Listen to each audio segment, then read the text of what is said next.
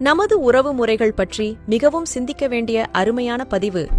அண்ணன், தம்பி, அக்கா, தங்கை, சின்ன அண்ணன், பெரிய அண்ணன், சின்ன அக்கா, பெரிய அக்கா, சித்தப்பா, பெரியப்பா, அத்தை, மாமா, மச்சான், மச்சினி, அண்ணி, கொழுந்தனார், நாத்தனார், தாய்மாமன், சித்தப்பா பையன், சித்தப்பா பொண்ணு, பெரியப்பா பையன், பெரியப்பா பொண்ணு, அத்தை பையன், அத்தை பொண்ணு, மாமன் பொண்ணு, மாமன் பையன். இது போன்ற வார்த்தைகள் எல்லாம் 2050க்கு மேல் யாருடைய காதிலும் விழாது. யாரும் கூப்பிடவும் மாட்டார்கள். அகராதியிலிருந்து கூட கொஞ்சம் கொஞ்சமாக அழிந்துவிடும். காரணம், ஒன்னே ஒன்னு, கண்ணே கண்ணு என்று ஒரே ஒரு குழந்தை மட்டும் போதும் என்று முடிவெடுக்க ஆரம்பித்ததுதான். அப்படி இருக்கும்போது இந்த உறவுகளெல்லாம் எப்படி வரும்? பெண்கள் வயதுக்கு வந்ததும் சீர்வரிசை செய்யவோ, பந்தல் போடவோ, முதல் புடவை எடுத்துத் தரவோ எந்த தாய்மாமனும் இருக்கப் போவது இல்லை. திருமணத்தின் போது அரசாணைக்கால் நட எந்த அண்ணனும் இருக்கப் போவதில்லை. மாப்பிள்ளைக்கு மோதிரம் போட எந்த தம்பியும் இருக்கப் போவதில்லை. குழந்தைக்கு மொட்டை போட யார் மடியில் உட்கார வைப்பார்கள்? கட்டி கொடுத்த பெண்ணுக்கு ஏதாவது பிரச்சனை என்றால் அண்ணனும் தம்பியும் பறந்து செல்வார்கள். இனி யார் போவார்?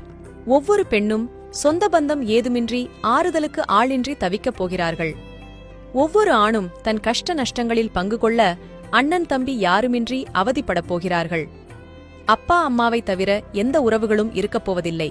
அந்த ஒரு குழந்தையும் வெளியூருக்கோ இல்லை தனி குடித்தனமோ சென்றுவிட்டால் ஒன்னே ஒன்னு, கண்ணே கண்ணு என்று வளர்த்தவர்கள் எல்லாம் வயதான காலத்தில் ஏனென்று கேட்க நாதியற்று முதியோர் இல்லத்திலோ அல்லது அந்த ஒரு குழந்தைக்காக கட்டிய வசதியான வீட்டிலோ அனாதையாக கிடந்து சாவார்கள்.